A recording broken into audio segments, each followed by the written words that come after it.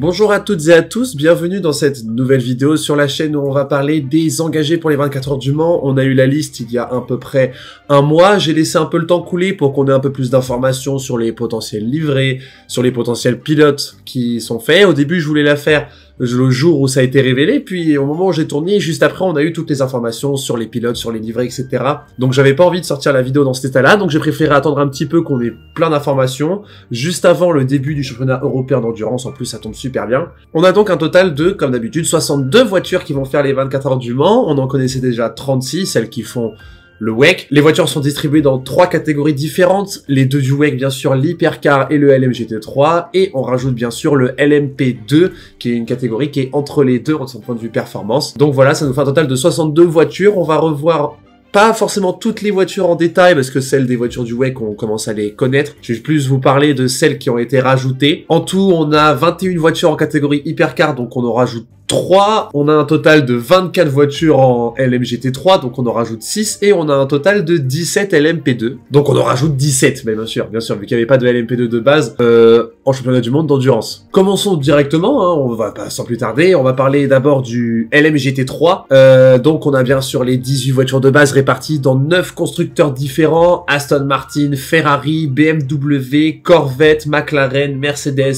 Ford, Lexus, et puis Porsche, et donc voilà, donc ça fait déjà 18 voitures, 2 voitures par constructeur, engagées par différentes écuries pour certains, et on en rajoute 6. On a donc 6 voitures qui sont rajoutées, 4 qui ont déjà reçu une invitation de base par rapport à ce qu'ils ont pu gagner en 2024. Sur les 6 voitures, on a une Corvette, une Mercedes, une Porsche et 3 Ferrari 296 GT3. Donc ça fait pas mal de Ferrari, ce qui fera en combinant avec ce qu'il y a en Hypercar, le constructeur le plus présent sur la grille de départ avec un total de 8 voitures, donc bravo à vous Ferrari. On va commencer par celles qui ont eu une invitation, et on va commencer par celle qui a eu le titre en championnat d'endurance américain, donc l'IMSA, et c'est le team AWA, le team canadien, avec sa Chevrolet Corvette qui a reçu ce titre-là du meilleur pilote amateur pour Orey Fidani. On connaît déjà l'équipage, Orey Fidani donc sera pilote bronze de cet équipage, le pilote silver sera Lars Kern, et le pilote professionnel sera Matthew Bell. Une voiture, déjà la Corvette je la trouve très stylée de base, et là on a une livrée noire et or qui peuvent rappeler les Lotus des années 70 ou même les Lotus des années 2010 en Formule 1, hein, bien sûr. J'aime énormément cette livrée, je la trouve très très réussie. Est-ce que je m'attends à ce que cette voiture performe? Je ne sais pas du tout. Alors là, pas du tout, vu que vraiment les championnats IMSA et le championnat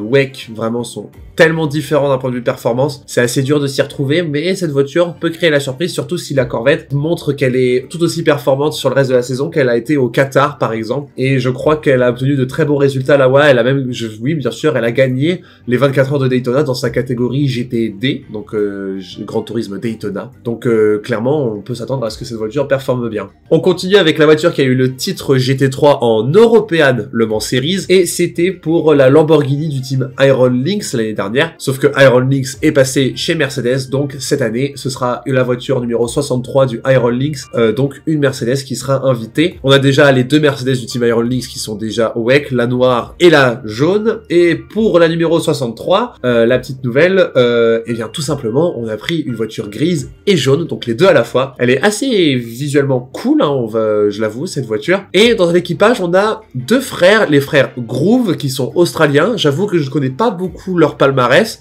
Ce sont les pilotes bronze et silver, et en pilote professionnel, le pilote platine, c'est Lukas Stolz, l'allemand, qui est un très bon pilote, hein, clairement, il a des très très bons résultats d'endurance. Et mais bon, la Mercedes pour l'instant n'est pas à la hauteur de la concurrence. Après, elle a fait qu'une seule course pour l'instant. Ce week-end, c'est la première course de l'European Le Mans Series, donc on va peut-être voir aussi ce que peut donner cette Lamborghini, pas cette Lamborghini, pardon, j'ai fait l'amalgame, cette cette Mercedes. Mais sincèrement, Mercedes, j'espère qu'ils vont progresser pour Le Mans. Ce serait dommage qu'un constructeur soit vraiment en dessous pour Le Mans. Ce serait vraiment dommage, surtout avec une grille comme ça. Mais ouais, une Mercedes en plus, ça fait plaisir, surtout qu'elle fait un magnifique bruit. Donc moi, je ne dis pas non. On continue avec la voiture qui a eu le titre en Asian Le Mans Series. Donc on a fait le tour de tous les championnats régionaux d'endurance, hein, quasiment. Et c'est le team Mantei qui a eu l'invitation avec la Porsche 911.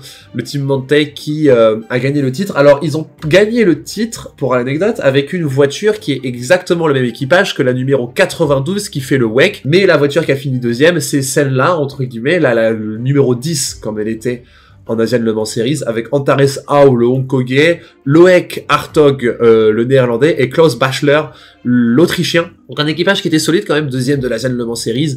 C'est très bien, c'est un plateau très relevé, l'Asian Le Mans Series, à surtout pas sous-estimer. La voiture est très jolie avec ce bleu nuit très cool et ses motifs à fleurs inspirés de la ville de Hong Kong bien sûr. Je trouve la livrée très réussie, ça fait une Porsche en plus, même si Porsche, un peu comme pour Mercedes, hein, a été ultra discret lors de la première manche du WEC. On va voir ce que les Porsche engagés en ELMS vont faire ce week-end, mais ça se trouve la tendance va se continuer.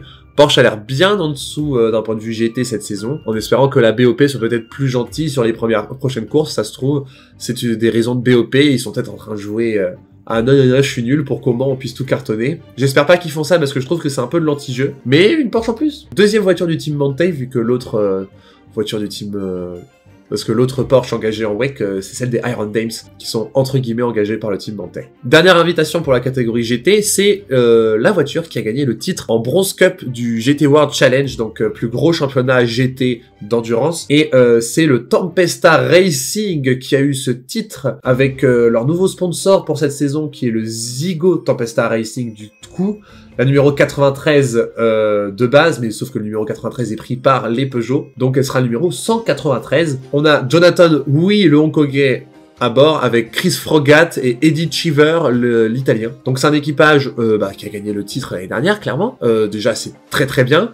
On a une Ferrari 296 qui est une très très bonne GT, l'une des meilleures du plateau, et je trouve la livrée blanche et orange vraiment réussie. On dirait à moitié un nougat. Moi, je l'ai vu la première fois, je voyais du nougat, ça m'a donné faim. Du coup, j'ai mangé un nougat, pas du tout. J'aime pas tant que ça le nougat fasse faim. Bref, c'est pas le sujet. Donc ça fait une voiture qui, je pense, ne va pas être ridicule. On est sur une voiture qui peut performer. Après, le WEC et le Mans, c'est carrément une course totalement différente de ce que peut faire le reste de la saison, quelle que soit la catégorie. Donc, est-ce que ça va être compliqué?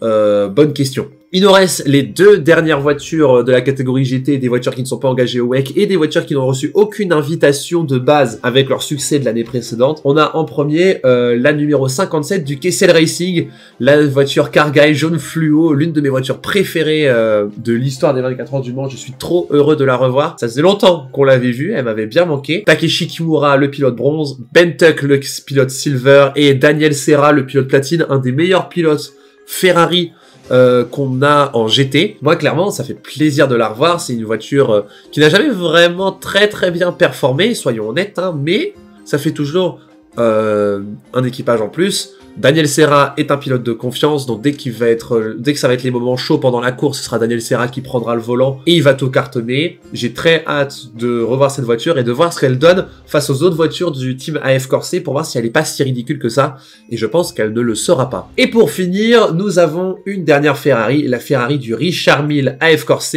On aura une Ferrari bleu navy aux 24 heures du Mans, ça fait trop plaisir, elle est très très belle. Custidio Toledo sera le pilote bronze, Lilou Wadou, la française, la jeune française, qui sera le pilote silver, ultra plaisir de revoir Lilou Wadou aux 24 heures du Mans, et Riccardo Agostini, qui sera leur pilote professionnel. Clairement, je ne sais pas à quoi m'attendre de cette voiture, je vais être honnête. Après, c'est une voiture qui va engager de l'expérience, elle est engagée en ELMS, donc commence la compétition ce week-end à Barcelone. Moi, je pense y croire à cette voiture, je vais être honnête, je pense y croire, elle peut très très bien performer. En tout cas, moi, je la vois dans potentiellement les prétendantes, mais mon avis sera beaucoup plus tranché quand elle commencera en compétition, mais elle peut réussir et je le sens bien. Donc ça nous fait un total de 26 voitures engagées en catégorie LMGT3. Le constructeur le plus engagé, c'est Ferrari avec 5 voitures, et Corvette, Mercedes et Porsche en ont 3. Et sinon, Aston Martin, BMW, McLaren, Ford et Lexus en ont engagé que 2, pour un total donc de 24 voitures. Ça fait une belle grille de départ. Continuons avec le LMP2, la catégorie la plus représentée d'un point de vue nouvelle voiture, vu qu'elle n'est pas au WEC. On a un total de 17 voitures, avec un total de 6 voitures invitées pour leur palmarès de la saison précédente. Et on a un total de 9 voitures en catégorie LMP2 Pro-Am qui sont engagées. Mais c'est bien, donc on a 9 voitures engagées en Pro-Am et 8 voitures engagées normalement en LMP2. Pour rappel, la catégorie Pro-Am, c'est d'un point de vue des pilotes, car en LMP2, on a un pilote Silver qui est obligatoire, donc un pilote argent, et dans la catégorie Pro-Am, c'est les pilotes bronze qui sont mis dedans, à la place du pilote Silver bien sûr. Le reste des pilotes est bien sûr au beau vouloir de chacun. On a du pilote platine, on a du pilote gold, et on a aussi quelques équipages qui ont un autre pilote silver. On va commencer par, comme d'habitude, les 6 voitures qui ont reçu une invitation pour les 24 heures du Mans dans la catégorie LMP2. On a un total de 6 voitures, et la première, c'est la voiture qui a gagné le titre LMP3 en European Le Mans Series, et c'est la voiture du RLR M Sport. C'est une voiture donc qui a des couleurs un peu particulières. Je suis pas forcément fan de cette association de couleurs, mais c'est pas très grave, c'est une voiture qui a très bien performé en LMP3. Après, le LMP3, c'est une catégorie qui est réservée aux pilotes amateurs, donc on a quasiment que des pilotes bronze et silver dans les équipages, on a que ça d'ailleurs hein, en LMP3, et donc on a le pilote phare de RLR M Sport qui est Michael Jensen, le danois, qui est pilote bronze. C'est le seul pilote qui est pour l'instant annoncé dans cette voiture, mais on peut pas vraiment savoir quel va être le reste de l'équipage, parce que l'équipage qu'ils ont en LMP3 pour la saison 2025 de l'ELMS, bah, c'est un équipage réservé aux pilotes bronze et silver. Est-ce qu'ils vont faire ça pour la catégorie LMP2 au Mans? Ça va se compliquer, je pense qu'ils vont engager d'autres pilotes carrément, à voir ce qu'ils font. C'est l'un des rares équipages qu'ils ont pas annoncé leur équipage, du coup. On a 2 équipages en tout qui ont qu'un seul pilote et 2 équipages qui en ont que 2, et les 2 sont en LMP2. Tous les autres équipages, on les connaît déjà. Ça permet déjà de pouvoir faire des pronostics, et ça c'est très cool. Mais voilà, voiture du RLR M Sport, je ne pense pas que cette voiture va être compétitive, ils sont là pour faire le Mans, mais bravo à eux quand même, c'est mérité, ils ont eu une invitation. Donc vraiment, bravo à eux. La deuxième voiture qui a reçu une invitation, c'est la voiture qui a reçu le titre en Asian Le Mans Series en catégorie LMP2. Il s'agit de la numéro 25 de l'Algarve Pro Racing. Ça fait des années que cette voiture est présente au Mans, ça fait toujours plaisir de la voir, même si elles n'ont jamais vraiment performé. C'est vraiment ça qui est dommage. On a un équipage cependant qui fait très plaisir pour les yeux. Matthias Kaiser en pilote silver, Lorenzo Fluxa en pilote gold, et on a un pilote platine de renom puisqu'il s'agit de Théo Pourchaire, champion de GP2, de Formule 2 en 2023. Donc on a vraiment un pilote fou. C'est cool qu'il fasse le pas en endurance, sachant qu'il est pilote de développement de Peugeot en endurance. Donc ça fait très plaisir de le voir en endurance faire les 24 heures du Mans. Est-ce que potentiellement plus tard on va le voir sur une Peugeot? Ça c'est une bonne question, mais ça ferait ultra plaisir, soyons honnêtes. Cette voiture et cet équipage fait l'European Le Mans Series, donc fait ses débuts ce week-end.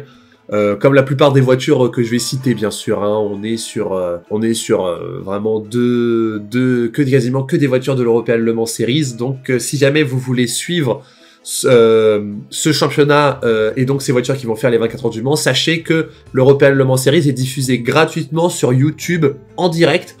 Donc, profitez-en. C'est ce week-end la première course à Barcelone.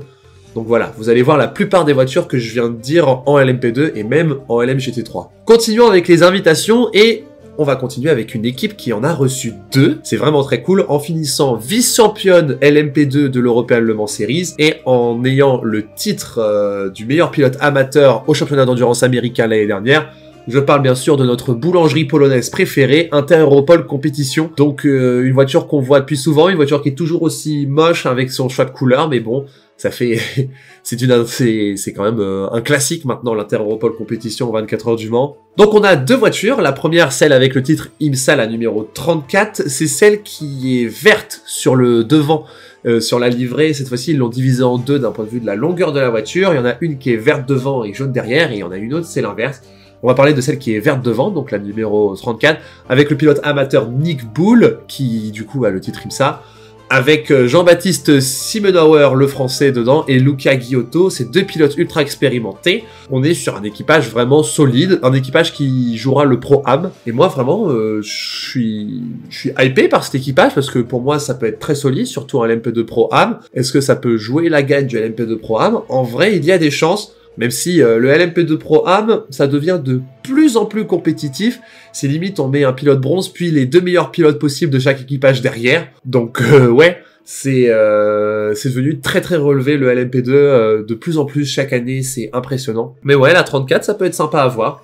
Moi, je suis assez hypé par cette voiture. Et en ce qui concerne la numéro 43, eh ben, on a donc Jakub Śmiechowski, le pilote polonais, qui est le pilote phare de l'Inter-Europol Competition, avec Tom Dillman, le français, et Nicky Lolly, l'anglais. Bon, j'ai pas grand chose à dire, si ce n'est que ça va être ultra performant. Tom Dillman a fait des merveilles l'année dernière avec l'Inter-Europol Competition, que ce soit en Europe ou aux USA. Moi, je suis hypé par cet équipage, hein, clairement. Pour moi, c'est l'un des favoris en ELMS, donc potentiellement un des favoris aux 24 heures du Mans. J'ai hâte de les voir performer. On enchaîne avec la 5e invitation, la voiture numéro 155 du team AF Corse, la voiture bretonne qui a fini première du championnat Pro-Am de l'European Le Mans Series l'année dernière. François Poirodo est dedans, Mathieu Vaxivière est le pilote professionnel phare de cette voiture, et en 3e pilote pour les 24 heures du Mans, ils ont choisi Antonio Félix da Costa, un pilote platine mais tellement expérimenté qui a roulé en LMP2 depuis des années, qui a fait partie du projet Porsche Jota au tout début de son existence. Moi je dis,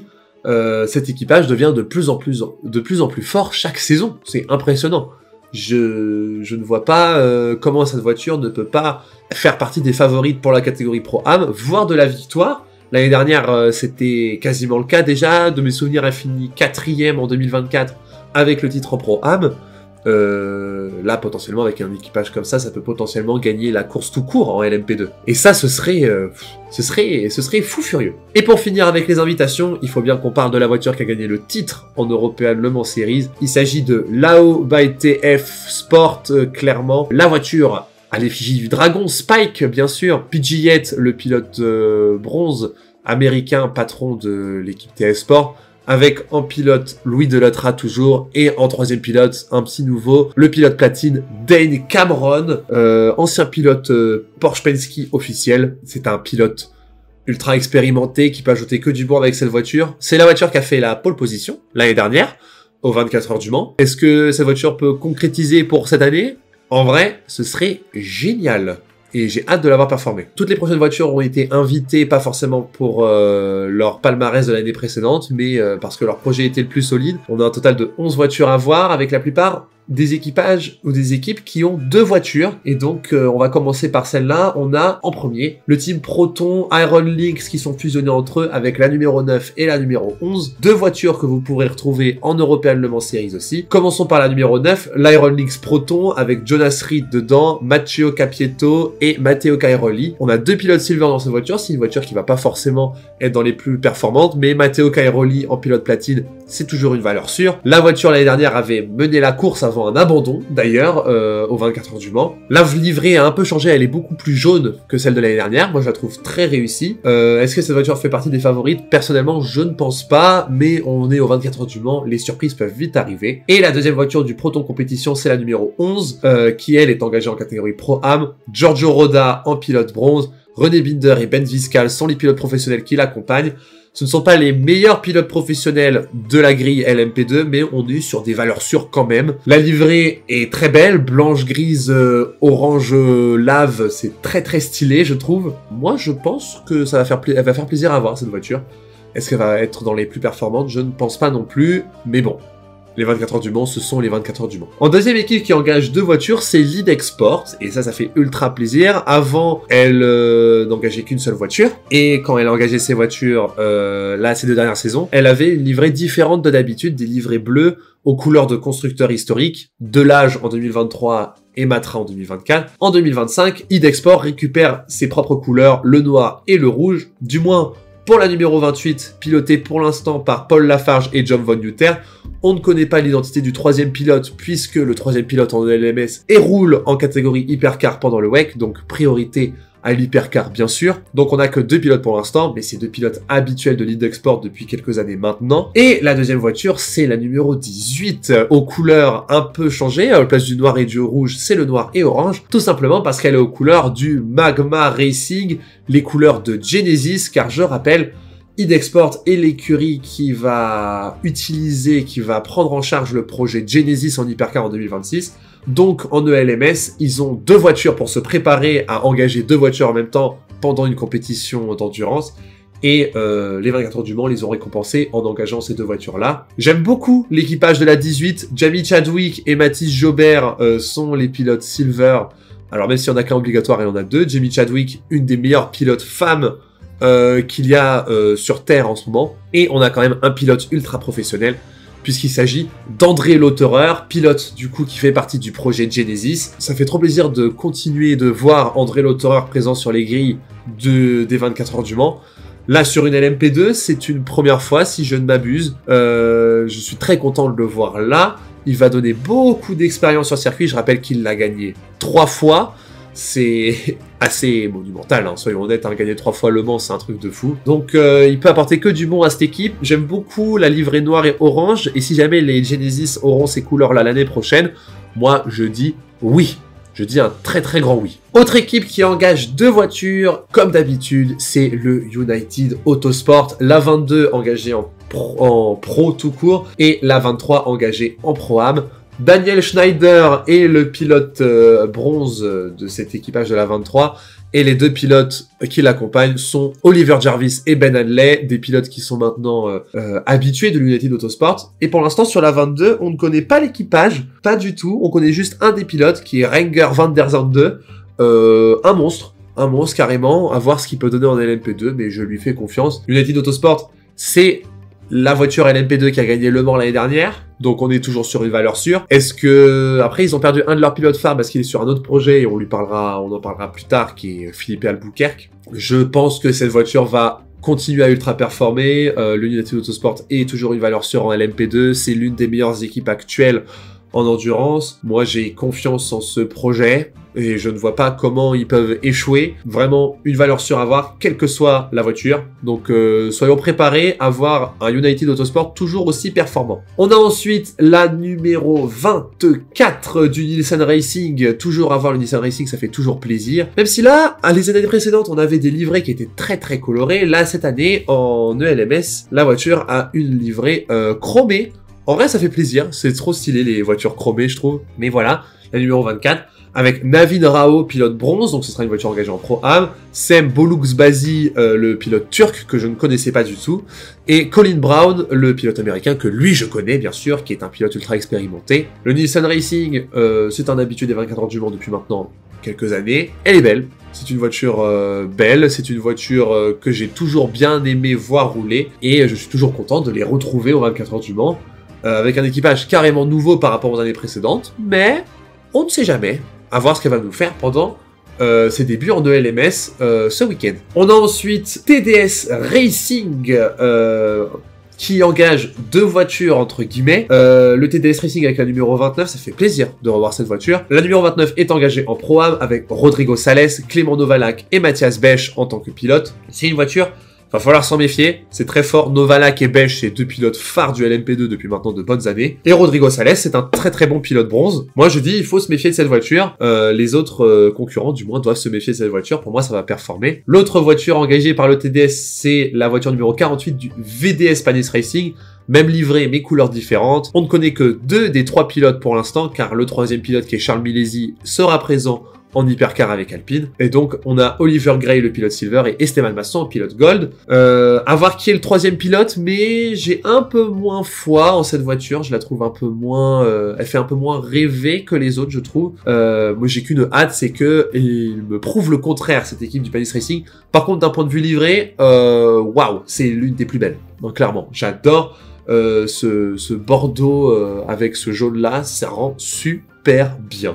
Il nous reste 2 voitures à voir en catégorie LMP2. On a la numéro 45 du Algarve Pro Racing. Ce n'est plus le CrowdStrike by APR comme avant. Hein. Ils ont changé de livrée. On n'a plus la livrée métallique et rouge. On a une livrée qui fait un dégradé de bleu et de rouge. J'aime plutôt bien. Toujours Georges Kurz, qui est le pilote bronze de cet équipage. C'est une équipe engagée en Pro-Am. Et on a Alexander Queen en pilote Gold. Et en pilote platine, on a Nicky Katzberg.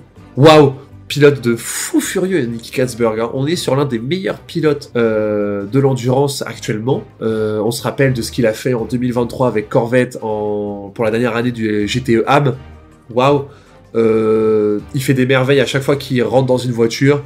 Moi, je dis, Nicky Katzberg, ça fait toujours monter le niveau d'un cran chaque équipage dans lequel il va. Donc, moi, je dis...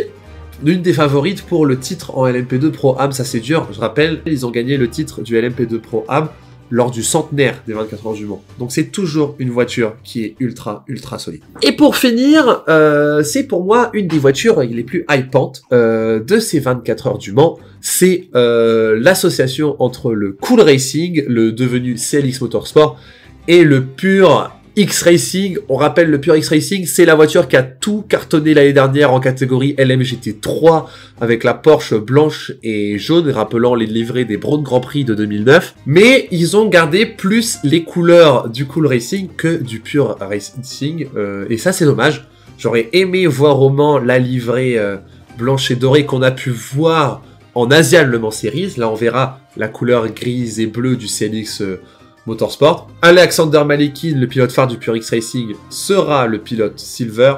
Tristan Vautier, gros pilote, très très grand pilote en pilote Gold. Et Tom Blomqvist, ultra grand pilote en pilote Platine. Équipage de fous furieux. Moi je trouve ça incroyable que cet équipage existe. C'est pour moi l'une des favorites pour la victoire en LMP2 aux 24 heures du Mans. Je ne vois pas comment cette voiture ne peut pas faire partie des prétendantes. C'est pour moi impossible. Voilà donc nos 17 voitures présentes en catégorie LMP2. On a une voiture de plus que l'année dernière. On a 9 voitures en Pro-Am et 8 voitures en Pro tout court. Ça fait une très très belle grille. Je trouve que le LMP2, ça déçoit jamais parce que c'est à chaque fois, vu que c'est la même voiture et les mêmes moteurs, il n'y a que l'équipage et les réglages de la voiture qui changent. Donc là, c'est que du talent brut. Et ça fait plaisir. J'ai hâte de revoir cette course en catégorie LMP2. Même si malheureusement pour eux, la catégorie suivante, l'hypercar, leur fait de l'ombre. Et parlons tout de suite de l'hypercar, où on a 21 voitures. On a donc les 18 qu'on a déjà présentes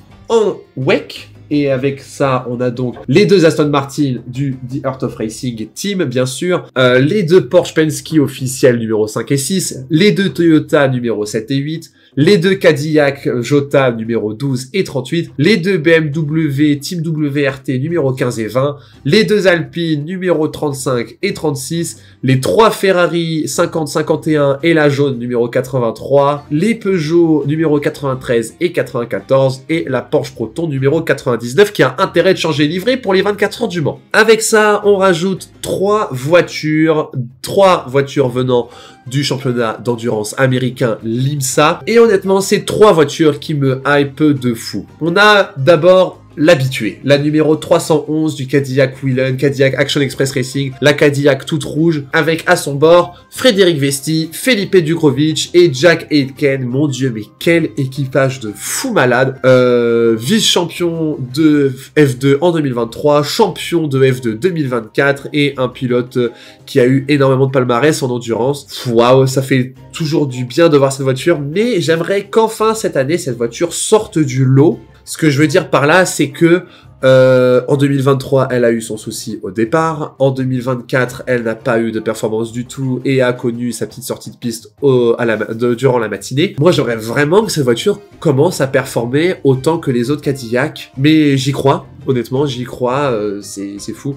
Même si les Cadillac, depuis le début de saison en IMSA, c'est pas très fort. Ils sont bien pénalisés par la BOP, je crois, mais il faut que cette voiture se réveille. Il reste quelques manches encore de l'IMSA avant les 24 heures du Mans. Si je dis pas de bêtises, il en reste 2 ou 3. Donc ouais, il y a le temps encore de se mettre dans le bain pour être ultra performant. L'autre voiture présente qui n'a pas reçu d'invitation, c'est la numéro 110 du Cadillac Wayne Taylor Racing. Depuis le temps que Wayne Taylor veut faire les 24 heures du Mans, en plus avec une Cadillac V-Series R, elle est bleue métallique, ultra magnifique. Philippe Albuquerque sera dans cette voiture avec les 2 frères Taylor, les fils de Wayne Taylor, Ricky Taylor et Jordan Taylor. Waouh, cette voiture me hype de fou aussi. On est sur une voiture qui, pour moi, veut jouer la gagne obligatoire. Mais comme je l'ai dit juste avant, les Cadillac en IMSA, pour l'instant, c'est très très faible. C'est très inquiétant même. Je trouve ça très bizarre. En tout cas, les Cadillac en IMSA sont bien moins performantes que les Cadillac en WEC pour l'instant. Mais au moins, elles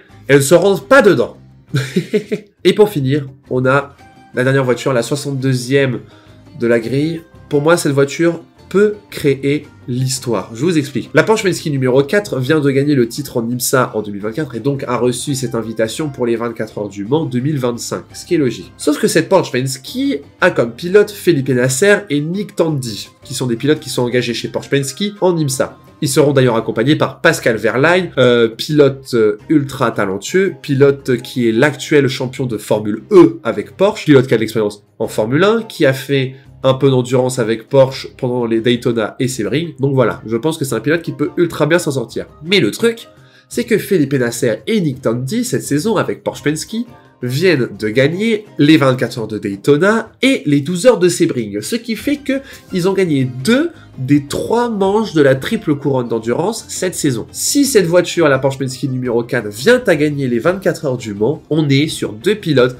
qui gagnent les 3 épreuves de la triple couronne de l'endurance et ce serait historique. Je ne sais même pas si gagner ces 3 manches la même saison, ça a déjà été fait. Je mets une petite note en bas, je ferai des recherches après pour savoir si ça a été fait, même si je sais que des pilotes ont déjà gagné les 3 manches. Est-ce qu'ils l'ont fait la même année? Ça, je ne sais pas. Il y a un autre pilote qui est dans cette situation-là, car Felipe Nasr et Nick Tandy étaient accompagnés de Lorenz Ventnor lors des 24 heures de Daytona et des 12 heures de Sebring. Lui est engagé sur la Porsche Penske numéro 6, actuelle championne du WEC. Mais voilà, Porsche connaît des difficultés en WEC à cause d'une BOP peut-être un peu trop méchante envers eux. Ils ont eu une première manche de la saison au Qatar très compliquée. On va voir ce que réserve la suite de la saison. Mais pour moi, la Porsche Penske numéro 4, ça va être la voiture qui va avoir le plus faim. Nick Tandy et Felipe Nasr peuvent aller chercher l'histoire. Vraiment, c'est pas une blague. Ils peuvent aller chercher l'histoire avec cette édition 2025 des 24 heures du Mans. Pour moi, ils ne vont rien lâcher. Et c'est, je pense, l'équipage qui va avoir le plus la dalle lors des 24 heures du Mans 2025. Ce qui nous fait un total de 21 hypercars engagés aux 24 heures du Mans. C'est 2 de moins que la saison précédente, mais pour moi, il y a peut-être moins de voitures,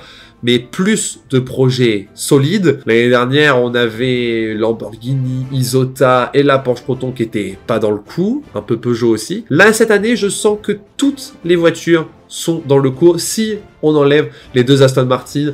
Mais les Aston Martin ne seront pas là pour performer, elles seront là pour faire l'un des plus beaux bruits de l'histoire des 24 heures du Mans. Donc, on leur en veut pas, clairement. Voilà, j'ai fait le tour des 62 engagés aux 24 heures du Mans. On a un plateau, clairement, qui est magnifique. On a un plateau qui est ultra relevé, de plus en plus chaque saison. Ça va être quoi dans 4-5 ans? Ça va être un truc de fou zinzin. On part avec des personnes qui sont favorites, des voitures qui ont besoin de gagner en performance. On est sur des équipages LMP2 de plus en plus relevés, avec des livrées de plus en plus belles. Bref, cette édition 2025 des 24 heures du Mans promet énormément. Moi, j'ai qu'une hâte, c'est qu'on se retrouve en juin prochain. Mais je vous invite quand même à voir les prochaines manches des différents championnats d'endurance où ces voitures ont lieu. Je rappelle, il y en a 3. On a donc le WEC, bien sûr, qui représente 36 voitures de la grille. On a l'IMSA qui représente 2 voitures de cette grille de départ. Et on a tout le reste qui est réservé à l'European Le Mans Series. Donc clairement, regardez l'European Le Mans Series, ça commence ce week-end gratuitement sur YouTube avec les 4 heures de Barcelone. L'IMSA, on a encore l'épreuve à Laguna Seca, à Détroit et à Long Beach, donc ça fait 3 épreuves qu'il faut regarder. Et d'ailleurs, je crois qu'aussi avant Le Mans, en ELMS, on a donc les 4 heures de Barcelone ce week-end et les 4 heures du Castellet, qu'il y a un peu plus tard en mai, je crois. Et en ce qui concerne le WEC, il y a 2 manches encore avant les 24 heures du Mans. Les 6 heures d'Imola qu'il y a le 20 avril, donc le week-end de Pâques. Et le début mai, on a l'épreuve des 6 heures de Spa-Francorchamps. 2 manches vraiment folles à regarder absolument. Là, on a donc devant nous 7 courses d'endurance avant les 24 heures du Mans qu'il faut suivre absolument. Donc vraiment, foncez, c'est un truc de fou. En tout cas, j'espère que cette vidéo vous a plu. Laissez un petit j'aime, un petit commentaire. Dites-vous la voiture qui vous hype le plus lors de cette édition. Bien sûr, on essaie de trouver des voitures qui... Bien sûr, on essaye de dire des voitures qui ne sont pas au WEC, bien sûr, hein, des voitures qui sont hors du WEC. Bref, merci d'avoir regardé cette vidéo. J'aimerais faire une petite annonce aussi. Maintenant, vous pouvez rejoindre la chaîne. En rejoignant la chaîne, vous aurez des petites vidéos spéciales où je vous ferai des billets d'humeur. De temps en temps, je vais essayer à peu près tous les dimanches où je vous fais un tour de l'actualité en endurance. Vous aurez aussi accès 24 heures en avance à toutes les vidéos que je vais poster sur la chaîne YouTube. Et bien sûr, à la fin des vidéos, je vous remercierai ceux qui sont devenus partenaires de la chaîne parce que voilà, vous me soutenez et ça me ferait extrêmement plaisir. En tout cas, je vous donne rendez-vous très vite pour la suite. La bise!